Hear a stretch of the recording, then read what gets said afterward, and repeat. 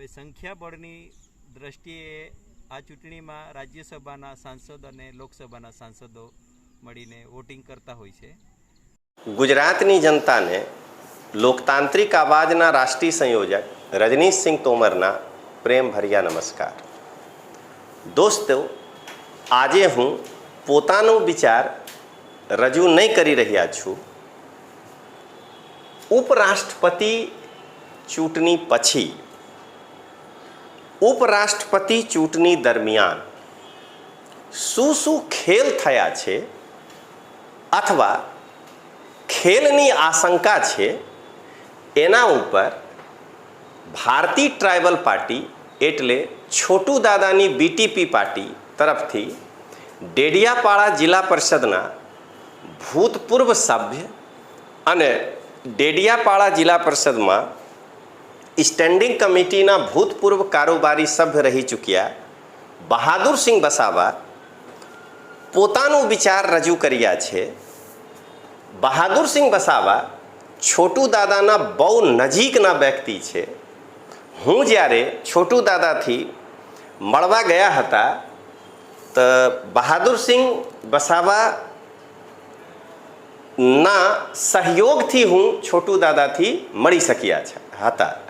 તો આજે તમે જુઓ, એક ભારતીય ટ્રાઇબલ પાર્ટી એટલે છોટુ દાદાની બીટીપીના અત્યંત જૂના કાર્યકર જે 98થી બીટીપીમાં છે અને ડેડિયાપાડા જિલ્લા પરિષદના સભ્ય રહી ચૂક્યા છે. ઉપરાષ્ટ્રપતિ ચૂંટણીમાં શું ખેલ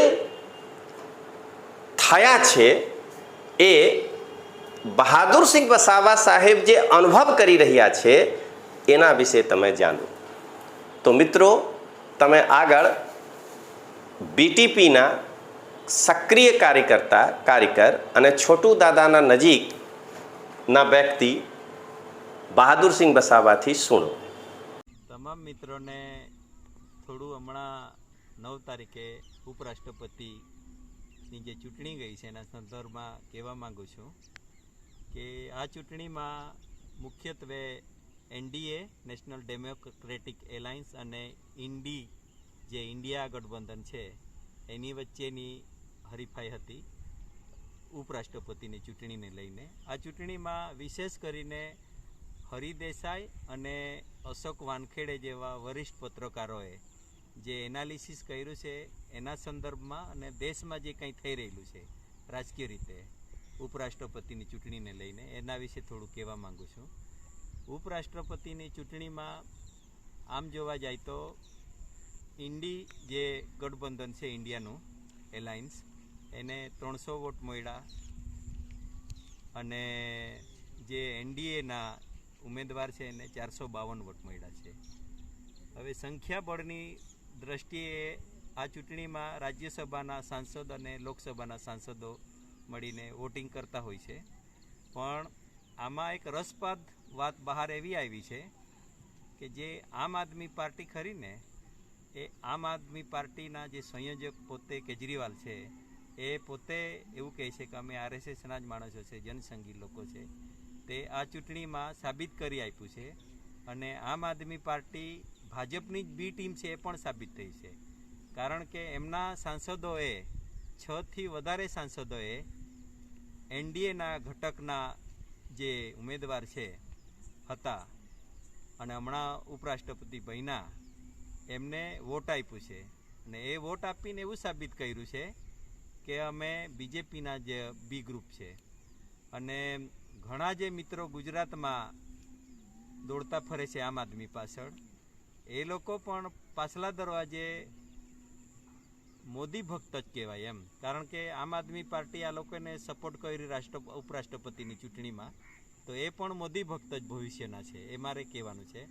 અને એને જે પંજાબમાં આમ આદમી પાર્ટીની જે સરકાર છે એ સરકારને ત્યાં પંજાબમાં કુદરતી હોનારત જે પૂર આવ્યું છે એના લીધે ત્યાં રાહત દર જે 1600 કરોડ રૂપિયાનું જે રાહત પેકેજ સેન્ટ્રલ ગવર્મેન્ટે મોદી આપ્યું છે એ રાહત પેકેજ કદાચ આ લોકોને લઈ ગઈ હશે એવું વ્યક્તિગત માનું છું. પરંતુ આ લોકો બીજેપી, કોંગ્રેસ કે આમ આદમી પાર્ટી મૂળે આરએસએસની જ પાર્ટી છે. આમાં કોંગ્રેસને કશું કહેવા નથી માંગતા, પણ બીજેપી અને આમ આદમી પાર્ટી એ ભાજપનો જ બંને પાખો છે.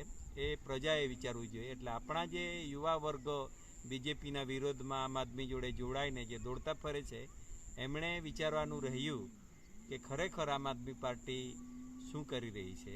તે આ રાષ્ટ્રપતિની, ઉપરાષ્ટ્રપતિની જે ચૂંટણી ગઈ 9 તારીખે, એના પરથી સાબિત થાય છે કે આમ આદમી પાર્ટી એ બીજેપીની જ બી ટીમ છે, સાબિત કરી આપ્યું છે. આભાર. હું બહાદુરસિંહ ડી વસાવા, માજી કારોબારી અધ્યક્ષ, નર્મદા જિલ્લા પંચાયત.